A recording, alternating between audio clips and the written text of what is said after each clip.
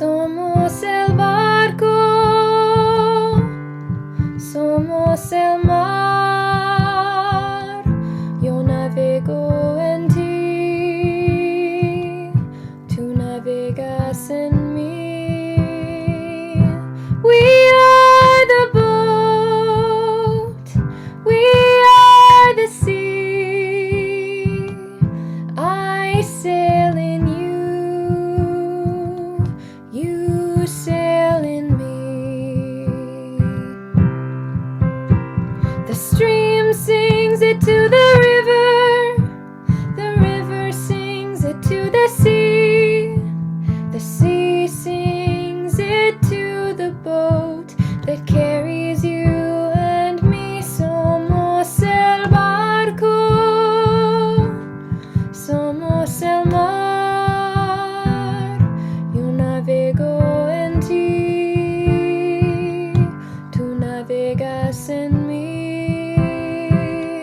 We are the boat, we are the sea. I sail in you, you sail in me. The boat we are sailing in was built by many hands.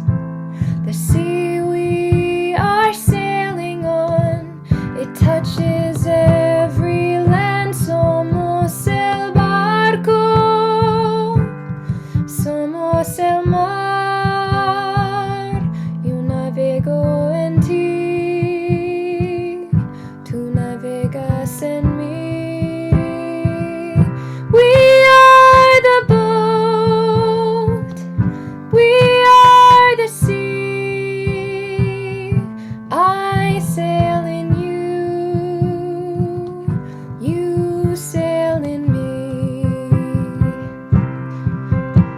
So with our hopes we set the sails and face the winds once more, and with our hearts we chart the waters never sailed before. Somos el barco, somos el mar.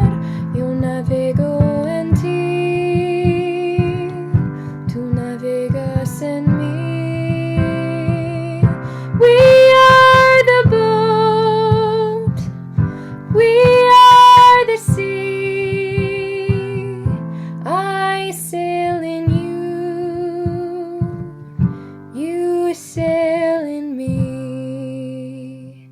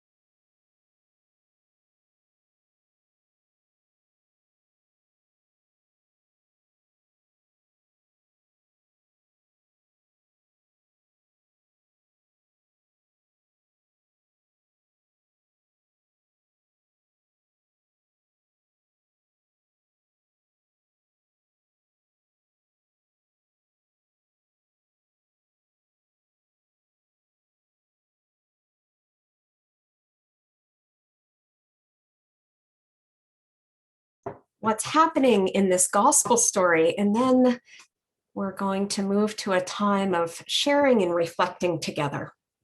So this is one more story after Easter, where we're starting to hear these stories of how the disciples, how Jesus's friends encounter him when he is risen. And last week in the gospel story that Jackie reflected on with us, we remember that Mary was in a garden and she saw somebody that she thought was the gardener. And it turns out that once they started talking, she realized it was Jesus. And we can just imagine Mary surrounded by flowers and by greenery and realizing that Jesus is there. And then we hear different stories in the Bible about how the disciples, how Jesus's friends encounter him. There's another story where Peter and some of the other disciples are fishing, and then Jesus makes them breakfast on the beach. He builds a fire and he cooks some fish, and you can just imagine the impression that would have made on them. Probably every time they smelled a campfire or tasted that fish, they probably remembered that time that they were with Jesus. And in the story today, we meet Jesus's friends they're in a room together, and Jesus shows up somehow in this room and speaks with them. And they are so excited afterwards, and they're talking with their other friend Thomas, who wasn't there, and they say, "You'll never believe what we saw. Jesus was there." And Thomas says he doesn't really believe it. He says he would actually need to see Jesus with his own eyes and touch Jesus with his own hands to really know that it was him. So I just want to think a little bit about that, about this desire that Thomas has, that when he says, I need to touch Jesus. So I have just a couple of slides to help us think about that a little bit. So I want to think a little bit about touch.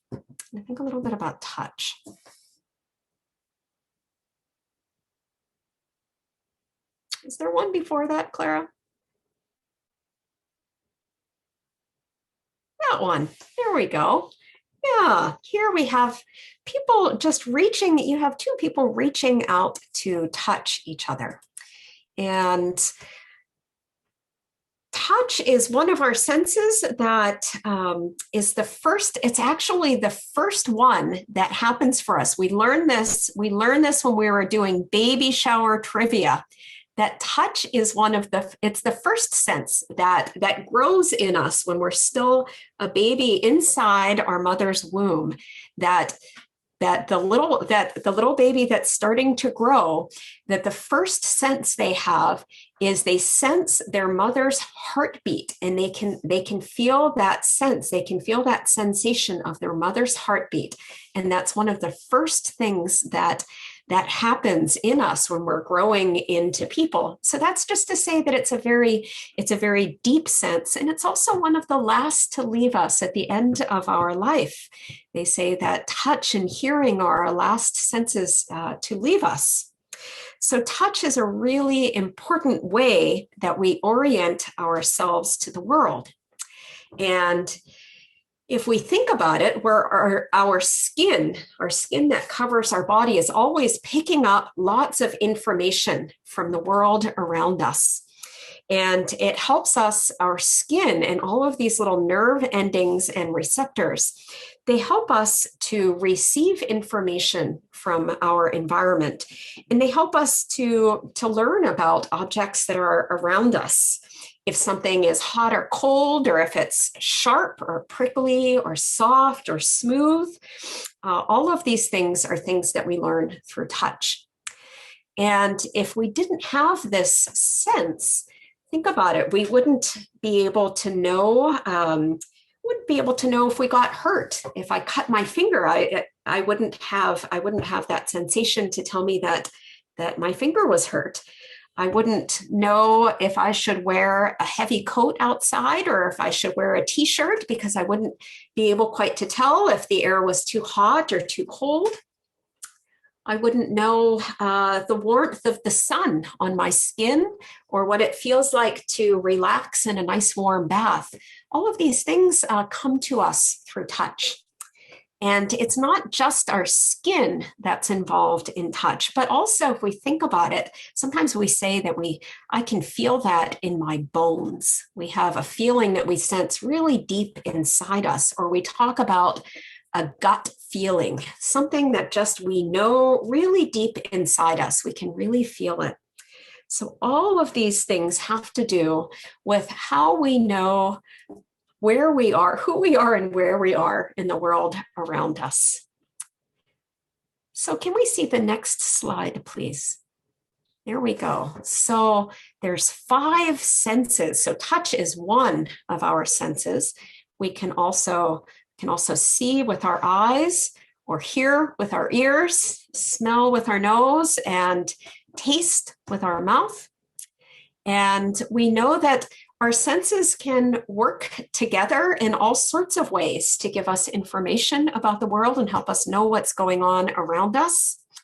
And we also know that sometimes, even if one of our senses is not as strong, we know that some of the other senses may actually become stronger and lead. We know, for example, sometimes if someone doesn't have a strong vision, we know that often their sense of hearing can be very strong. So just to say that our senses are wonderful ways that we can connect with the world around us.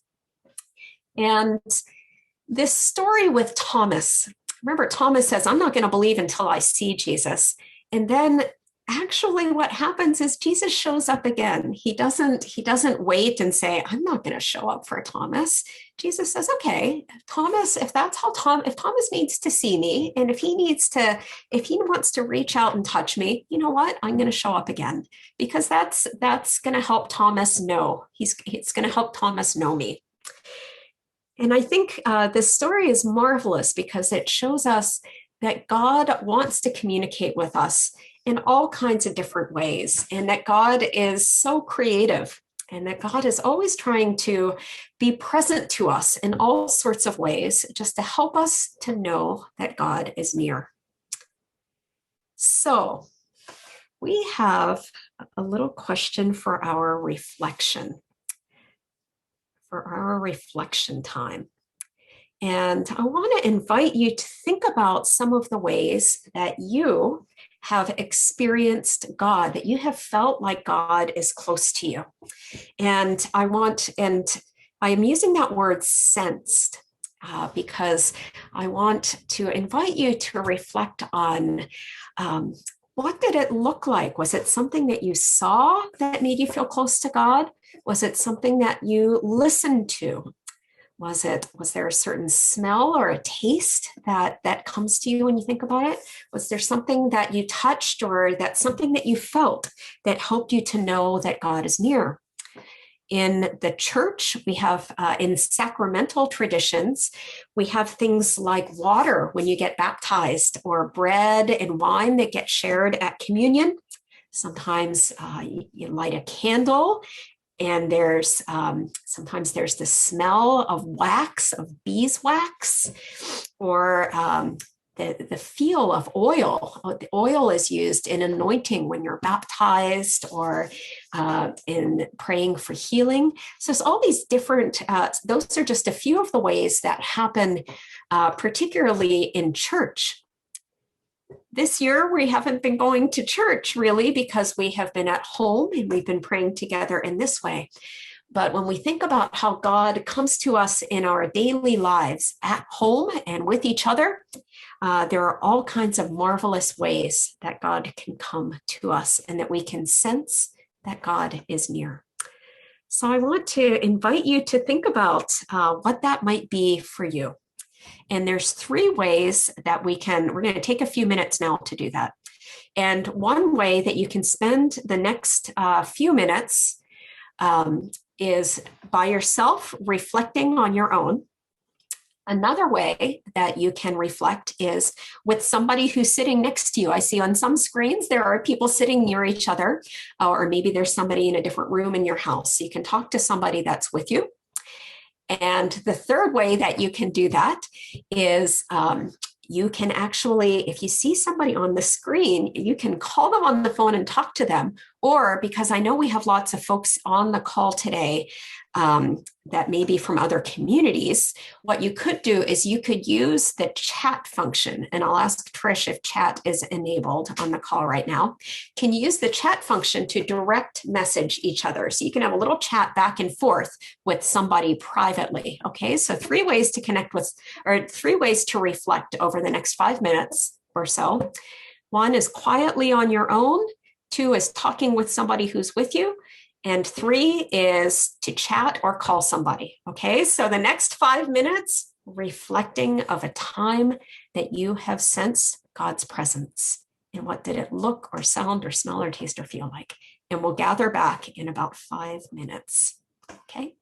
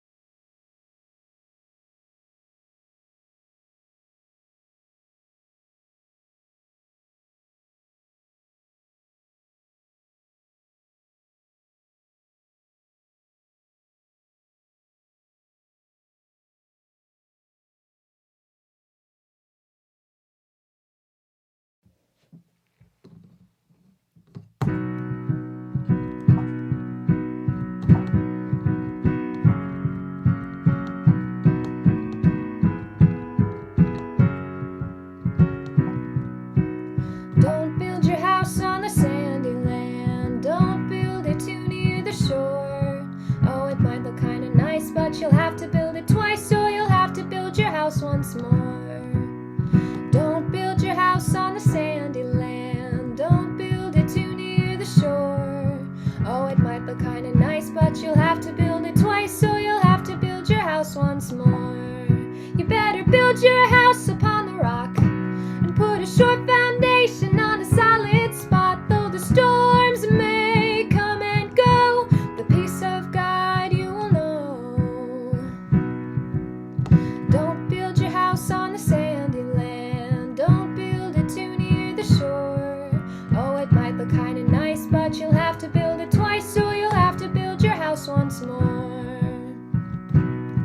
You better build your house upon the rock and put a short foundation on a solid spot. Though the storms may come and go, the peace of God you will know.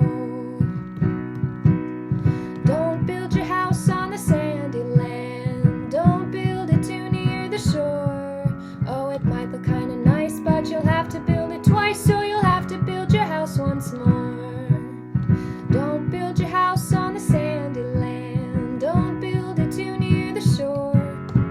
It might look kinda nice, but you'll have to build it twice, or you'll have to build your house once more. Oh, it might look kind of nice, but you'll have to build it twice. Oh, you'll have to build your house once more.